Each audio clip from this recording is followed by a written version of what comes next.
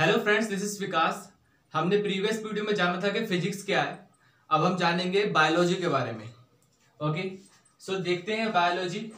सो biology के two parts होते हैं, पहला है बायो और दूसरा है लॉजी। तो ये भी ग्रीक वर्ड से ही लिया गया है। ओके, टू ग्रीक वर्ड से लिया गया है। पहला है बायो, ये भी एक ग्रीक वर्ड है, और दूसरा है लोगोस, ये भी एक ग्रीक वर्ड है। तो बायो का मतलब होता है लाइफ, इसको हम लिविंग बीइंग भी कह सकते हैं, जिसमें जान होती है। और दूसरा है लोगोस, लोगोस मतलब होता है स्टडी। सो इसको आप ये भी कह सकते हो कि study of living organisms. Okay, जो भी लिविंग ऑर्गेनिजम्स हैं जिनमें भी जान है, ओके, उसके बारे में हम स्टडी करते हैं इसमें। या फिर आप कह सकते हो स्टडी ऑफ लाइफ। सो या तो आप कह लो लिविंग ऑर्गेनिजम्स या लाइफ। सो अब हम जानते हैं कि ये लिविंग ऑर्गेनिज्म होता क्या है, ठीक है। और लाइफ, आप यहाँ पे लाइफ भी लिख सकते हो। तो लिविंग ऑर्गेनिज्म होता क्या है? सो जो कोई भी चीज अगर खाना खा सकती है, ईट कर सकती है, ग्रो कर सकती है, ब्रीथ कर सकती है, रिप्रोड्यूस कर सकती है, मूव कर सकती है, या फिर उसमें इमोशंस होता है, इन सारी चीजों में से कोई भी एक चीज अगर है उसमें, तो वो हमारा लिविंग ऑर्गेनिज्म कहलाएगा। ओके, सो इसके एग्जांपल्स मैंने लिख रखे हैं, जैसे कि प्लांट्स, एनिमल्स, ह्यूमन बीइंग्स और वेरियस माइक्रो ऑर्गेनिज्म। और कितने होते हैं ये पूरे मिलाकर living organism? Around 20 lakhs. Okay, around 20 lakhs organism है जिसके बारे में हम स्टडी करते हैं बायोलॉजी में। और उसमें कैटेगरी में हमने बनाया हुआ है कि किस कैटेगरी में क्या रखना है, और उस हिसाब से हम पढ़ते हैं। तीसरी चीज मैंने लिख रखी है ह्यूमन। सो मोस्टली हम ह्यूमन के बारे में पढ़ते हैं, एक सेपरेट चैप्टर है ह्यूमन और एनिमल्स के ऊपर। सो ह्यूमन भी एक एनिमल है, तो इसलिए मैंने ह्यूमन, यहाँ पे आप एनिमल्स भी लिख सकते हो। ओके, सो ह्यूमन और एनिमल में क्या मतलब कि जो ह्यूमन होता है या एनिमल होता है, तो उसमें क्या विशेषताएं होती है, क्या स्पेसिफिक चीज होती है उसमें? तो वो कंपोजिशन से मिलके बने होते हैं। कंपोजिशन का मतलब उनमें जो सेल्स होता है लगभग 37 ट्रिलियन अप्रॉक्स होता है। उसके अंदर जो सेल होता है वो 37 ट्रिलियन सेल से वो लगभग मिलके बना होता है। और उसमें मेटाबॉलिज्म होता है। मेटाबॉलिज्म का मतलब कोई भी चीज खाता है वो, तो उसको एनर्जी में कन्वर्ट करके उसे मिल जाता है। उसके बाद वो ग्रोथ कर सकता है, साइज में चेंज हो सकता है। जैसे मान लीजिए कोई बच्चा है, तो बच्चा धीरे धीरे बड़ा होता है, तो साइज में चेंज होता है, ठीक है। तो वो चेंज साइज ओवर टाइम, समय के हिसाब से उसके साइज में परिवर्तन आता जाता है, चेंजेस आते जाते हैं। उसके बाद वो क्या कर सकता है? रिप्रोडक्शन कर सकता है। तो पता ही है कि जैसे कि बच्चे होते हैं, बच्चे के भी बच्चे होते हैं, फिर उसके भी बच्चे होते हैं। अच्छा, तो इसमें क्या हेल्प करता है? आखिर कौन सी चीज हेल्प करती है? मतलब सेम हेरिडिटी को कैसे पता चलता है कि मतलब इसके बच्चे ऐसे होंगे, इसके बच्चे वैसे होंगे? तो हमारा डीएनए हेल्प करता है। हेरिडिटी में हमेशा डीएनए हेल्प करता है। तो जो भी सेल प्रीवियस सेल होते हैं, अगर प्रीवियस सेल से अगर कोई नया सेल बना है, तो वो पूरा कॉपी कर देता है उसको, जिसमें डीएनए हेल्प करता है। और ह्यूमन का बच्चा अगर होता है तो वो भी उसी की तरह दिखता है, उसके भी 2 हैंड्स होते हैं, 2 लेग्स होते हैं, 2 आईज होती है, उसमें वो हेल्प करता है। तो रिप्रोडक्शन करता है ह्यूमन और एनिमल्स। और इवोल्यूशन, और उसमें चेंजेस भी आते हैं समय के अनुसार। तो पहले कहते थे कि ह्यूमन थे वो बंदर थे, हो सकता है बंदर थे, और उसके हिसाब से वो किस तरह से उन्होंने चेंज किया। उसके बाद पहले वो 4 पांव पे चलते होंगे, फिर वो 2 पांव पे चले, उसके बाद फिर पहले वो थोड़ा झुक के चलते थे, फिर थोड़ा स्ट्रेट चलने लगे। तो ये सारी चेंजेस आती है समय के हिसाब से। और हाँ, सो बायोलॉजी को डिस्कवर किसने किया? एरिस्टोटल ने इसको डिस्कवर किया। तो इसने इसके साइंस को समझा।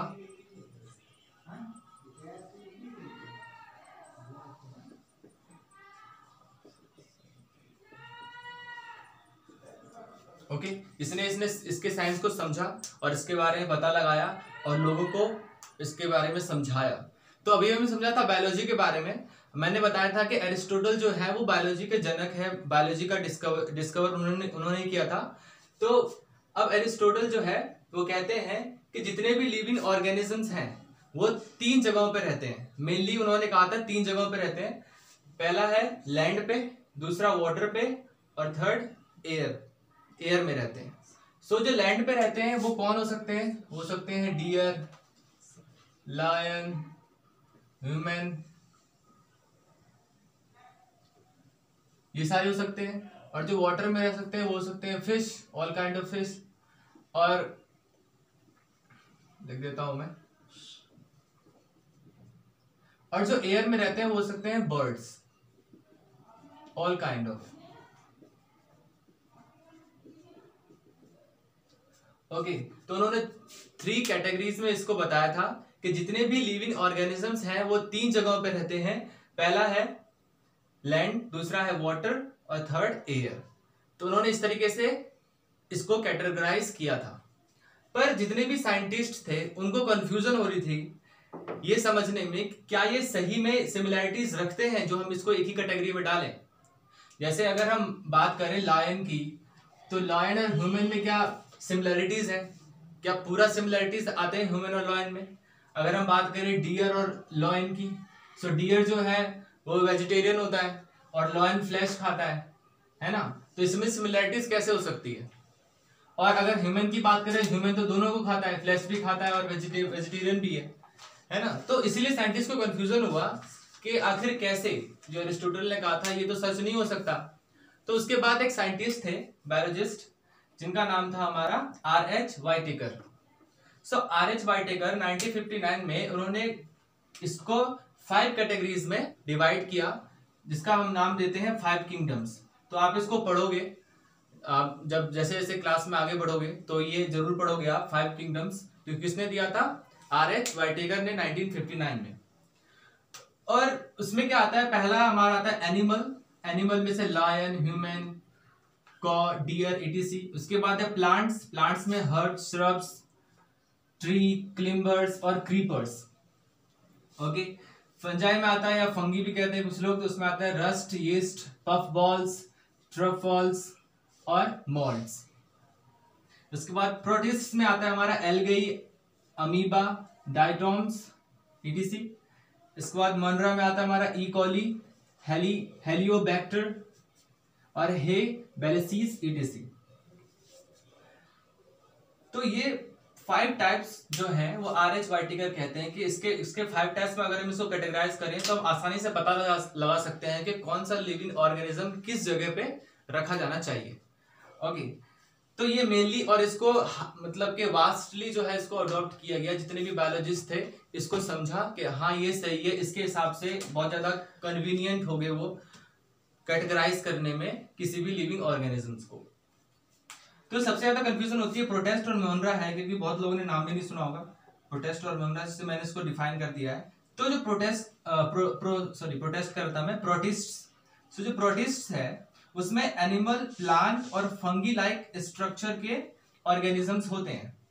ओके, बट उसमें कोई सिमिलैरिटीज नहीं होती, क्योंकि ये मैंने क्यों लिखा है इसमें कोई सिमिलैरिटीज नहीं होती, बहुत इंपॉर्टेंट है। अगर ये एनिमल, प्लांट और फंजाई या फंगी नाम के ऑर्गेनिजम्स है तो इसको इन तीनों कैटेगरी में हम रख सकते थे।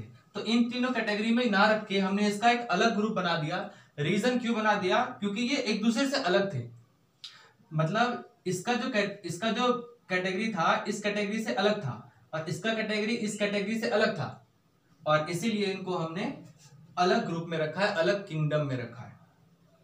उसके बाद हमारा आता है मोनरा। मोनरा में ये सारे बैक्टीरिया होते हैं। तो बैक्टीरिया सिंगल सेल्ड होते हैं, सिंगल सेल, इसको हम यूनिसेलुलर भी कहते हैं, जिसमें कोई न्यूक्लियस नहीं होता और सेल मेम्ब्रेन नहीं होता। तो फ्रेंड्स, तो अभी हमने समझा था कि एरिस्टोटल ने और वाइटेकर ने किस तरीके से लिविंग ऑर्गेनिज्म को कैटेगराइज किया था। ओके, सो जितने भी लिविंग ऑर्गेनिजम्स होते हैं वो किससे बने होते हैं? वो बने होते हैं सेल से, है ना? सेल से बने होते हैं। तो थोड़ा हम सेल के बारे में भी समझ लेते हैं। तो सेल जो है उसको हम साइटो भी कहते हैं, किसमें? बायोलॉजी में साइटो कहते हैं, साइटो नाम होता है उसका। और सेल वर्ड आया हमारा सेला से, ये हमारा ग्रीक वर्ड है, ये भी ग्रीक वर्ड जिसका मतलब होता है स्मॉल रूम। तो सेल के भी 2 टाइप्स होते हैं। तो पहला होता है यूकैरियोटिक और दूसरा होता है प्रोकैरियोटिक। तो जो यूकैरियोटिक है वो लगभग 2500 मिलियन एगो, मतलब इतना पुराना है ये कह सकते हो। सो 2500 मिलियन ईयर अगो ये प्रेजेंट था, और जो प्रोकैरियोटिक है वो 3500 मिलियन ईयर्स अगो प्रेजेंट था। तो इतना पुराना है प्रोकैरियोटिक और यूकैरियोटिक।